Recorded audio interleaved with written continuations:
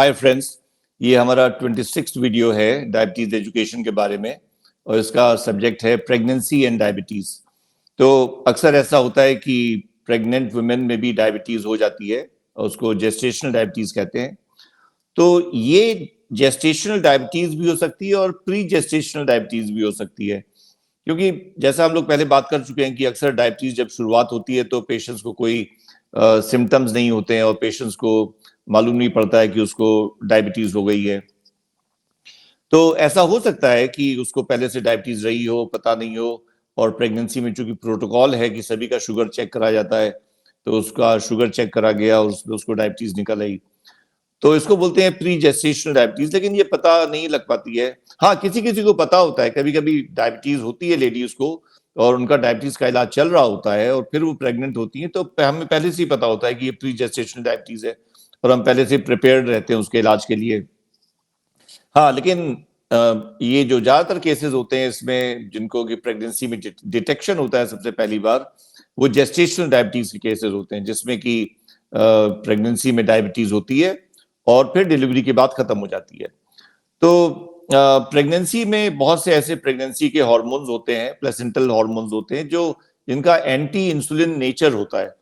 तो एक temporary stage होती है जहां पर कि एक स्ट्रॉन्ग इंसुलिन रेजिस्टेंस डेवलप हो जाता है। उसकी वजह से अगर उनके पैंक्रियाटिक बीटा सेल्स में इंसुलिन बनाने की क्षमता कम है तो फिर वो उनको फिर डायबिटीज होने के चांसेस हैं। तो अगर हम 100 नॉर्मल लेडीज की बात करें जिनको प्रेगनेंसी होती है, तो उनमें 15 को प्रेगनेंसी के दौरान जेस्टेशनल डायबिटीज हो जाती है और बाकी 85 को नहीं होती है। तो ये 15 जो हैं देखा जाए तो ये थोड़ी वल्नरेबल हैं, इनको आगे चल के परमानेंट डायबिटीज भी होने के चांसेस ज्यादा हैं, क्योंकि जब प्रेशर ज्यादा था तब इनका सिस्टम जो था वो ठीक से परफॉर्म नहीं कर पाया और इनको जेस्टेशनल डायबिटीज हो गई, और इसलिए वो जो कमजोर सिस्टम है वो आगे चल के परमानेंट डायबिटीज भी कर सकता है। इसलिए डिलीवरी के बाद भी इनको कॉशियस रहना चाहिए अपनी डाइट और लाइफस्टाइल के बारे में।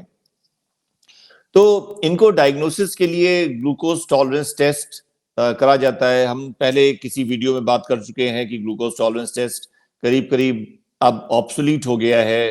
ज्यादातर हम लोग उसको यूज नहीं करते हैं क्योंकि HbA1c और फास्टिंग पीपी शुगर्स की वैल्यू बहुत ज्यादा है। लेकिन प्रेगनेंसी एक ऐसी सिचुएशन है जिसमें कि अभी भी हम लोग ग्लूकोज टॉलरेंस टेस्ट को वैल्यू देते हैं, और इसमें एक दो तरीके का किया जाता है। एक तो प्रॉपर ग्लूकोज टॉलरेंस टेस्ट है जिसमें 75 ग्राम्स ऑफ ग्लूकोज दिया जाता है और पेशेंट को फिर फास्टिंग वैल्यू देखी जाती है, और एक 1 आवर पे 2 आवर्स पे। और एक और होता है उसको ग्लूकोज चैलेंज टेस्ट बोलते हैं, GCT। तो GCT का मतलब, क्योंकि ग्लूकोज टॉलरेंस टेस्ट के लिए पेशेंट को खाली पेट आना पड़ता है, उसको हॉस्पिटल आना पड़ेगा सुबह खाली पेट, और कभी कभी ये पॉसिबल नहीं होता है और मुश्किल होती है सुबह आने में।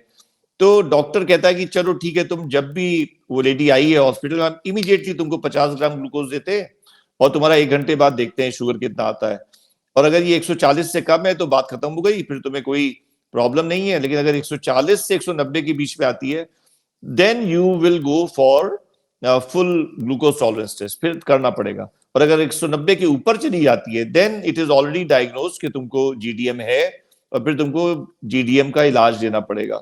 तो खैर, इलाज जो है वो वहीं से शुरुआत होती है, डाइट से, और हम लोग डाइट उसकी प्रिस्क्राइब करते हैं। प्रेगनेंसी में मॉनिटरिंग की बहुत बड़ी वैल्यू है। और प्रेगनेंसी में आजकल यहाँ पर तो दुबई में हम देखते हैं बहुत सी लेडीज कॉन्टिन्यूअस ग्लूकोज मॉनिटरिंग को प्रेफर करती हैं, और वो एक छोटा सा पैच होता है वो लगा लेती हैं, उनको 24 घंटे उनके फोन पे उनकी शुगर की रिकॉर्डिंग आती रहती है। उससे उनको बहुत सेल्फ कॉन्फिडेंस आ जाता है, उनको पूरा चार्ट उनका 24 घंटे का दिख रहा है। उसमें बड़े सारे फीचर्स होते हैं, आप 7 दिन का एवरेज देख लो, आप 1 महीने का एवरेज देख लो, और मतलब पैटर्न्स देख लो कि पूरे हफ्ते पैटर्न क्या क्या था, किस वक्त शुगर बढ़ती है, किस वक्त कम होती है। तो डॉक्टर उसी के हिसाब से दवाई भी चूज कर सकता है। तो मॉनिटरिंग की बहुत बड़ी वैल्यू है, और अगर आप कॉन्टिन्यूअस ग्लूकोज मॉनिटरिंग नहीं यूज कर रहे हैं तो ग्लूकोमीटर से दिन में 4 बार मॉनिटरिंग करनी पड़ती है। तो क्यों इसकी इतनी बड़ी इंपॉर्टेंस है, इसकी वैल्यू क्या है? इसकी वैल्यू ये है कि शुगर, जैसे हम लोग पहले बात कर चुके हैं, is like a is like a poison, is a slow poison, इसको बोलते हैं इससे जनरल टिश्यू टॉक्सिन। तो फिर ये डैमेज करता है। अब माँ को तो उतना नहीं डैमेज करेगा, लेकिन बच्चे का तो अभी वजूद ही नहीं है, बच्चा तो अभी बन ही रहा है। The baby is emerging from non existence to existence. तो वो जो स्टेज होती है बच्चे की, तो वो स्टेज बहुत वल्नरेबल होती है, बहुत इम्प्रेशनेबल होती है, बहुत डेलिकेट स्टेज होती है। तो उसमें थोड़ी थोड़ी सी जो खराबियां होती हैं वो भी बड़े सारे कॉम्प्लिकेशंस को जन्म दे सकती हैं। तो मतलब फीटल कॉम्प्लिकेशंस भी हो सकते हैं और मैटरनल कॉम्प्लिकेशंस भी हो सकते हैं। तो ये जिन लेडीज को जेस्टेशनल डायबिटीज होती है उनको प्रीमेच्योर डिलीवरी के चांसेस ज्यादा होते हैं। उनके बच्चों को जन्म के समय नियोनेटल हाइपोग्लाइसीमिया के चांसेस ज्यादा होते हैं। इन बच्चों का साइज बढ़ जाता है, इनको मैक्रोसोमिया बोलते हैं, लार्ज साइज बेबी बोलते हैं। तो जब लार्ज साइज बेबी होता है तो उनके डिलीवरी में प्रॉब्लम आती है, और इंट्रा यूट्राइन डेथ्स भी हो सकती हैं, जिनको स्टिल बॉर्न बेबीज कहते हैं। इन बच्चों में बर्थ डिफेक्ट्स भी हो सकते हैं, इनबॉर्न डिफेक्ट्स, जो कि कार्डियोवास्कुलर सिस्टम में भी हो सकते हैं और इनके नर्वस सिस्टम में भी हो सकते हैं। और सिजेरियन डिलीवरी के चांसेस बहुत बढ़ जाते हैं, मैटरनल डिस्ट्रेस के चांसेस बहुत बढ़ जाते हैं। ये वो लेडीज होती हैं जिनको प्री एक्लैम्पशिया के चांसेस बहुत ज्यादा होते हैं। प्री एक्लैम्पशिया में ब्लड प्रेशर बहुत बढ़ जाता है और यूरिन में प्रोटीन्स आने लगती हैं। और कभी कभी प्री एक्लैम्पशिया नहीं होता है पूरा फुल ब्लोन, लेकिन हाइपरटेंशन हो सकता है इन लेडीज को। और जो ये बच्चे पैदा होते हैं इनको जॉन्डिस भी हो सकती है, जिसको नियोनेटल जॉन्डिस कहते हैं। तो वो भी इन बच्चों को ज्यादा आसानी से हो सकती है। तो ये सारी बातें हैं, इन बातों की वजह से इसको हम लोग बहुत टॉप प्रायोरिटी पे ट्रीट करते हैं। लेकिन ऐसा भी नहीं कि इन लेडीज को घबराना चाहिए, क्योंकि अगर ये डॉक्टर के पास आ गई और इनको पूरा का पूरा मशवरा मिल गया कि इनको कितने बजे क्या खाना है और कितनी बार, और अक्सर हम इनको मल्टीपल स्मॉल मील्स देने की बात करते हैं, क्योंकि मल्टीपल स्मॉल मील्स देने से किसी भी मील के बाद जो शुगर का जो राइज है वो बहुत ज्यादा नहीं होता है और बहुत देर तक ये लेडीज भूखी नहीं रहती हैं। तो multiple small meals is often a better strategy than 2 or 3 big meals. और जो जो सारी और बातें हैं कि मिठाई नहीं खानी है, कैलोरी कंट्रोल करनी है, लेकिन प्रोटीन्स को कम नहीं करना है, बल्कि प्रोटीन्स हम थोड़ी बढ़ा देते हैं। तो जो लेडीज नॉन वेजिटेरियन खाती हैं उनको चिकन और फिश और अंडा वो लोग ले सकती हैं, पनीर ले सकती हैं जो वेजिटेरियन है, नट्स ले सकती हैं, आलमंड्स, वॉलनट्स, पिस्टेशियो, ये सब चीजें, दालें ले सकती हैं, दूध दही ले सकती हैं। तो इन इन चीजों में कोई परहेज नहीं है, बल्कि इनको थोड़ा सा बढ़ाया जा सकता है। और जो ड्रग ऑफ चॉइस है वो है insulin. Insulin drug of choice है, क्योंकि इंसुलिन का बच्चे पे कोई एडवर्स इफेक्ट नहीं है, वो सेफेस्ट है। और हकीकत तो ये है कि बच्चा थोड़ी देर में खुद ही अपनी इंसुलिन बनाने लगता है, तो फिर बच्चे के लिए वो सबसे सेफ चीज है।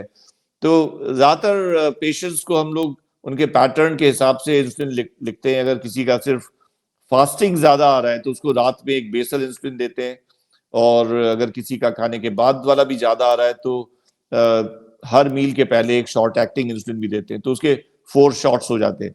4 शॉट्स जब भी हम देते हैं, मतलब एक लॉन्ग एक्टिंग इंसुलिन और 3 shots of short acting insulin before every meal, तो उसको बोलते हैं बेसल बोलस थेरेपी। मतलब बेसल तो वो लॉन्ग एक्टिंग हो गई जो 24 घंटे बेस बनाती है उसका इंसुलिन का, और बोलस उनको बोलते हैं जो हर खाने के पहले दिया जाता है।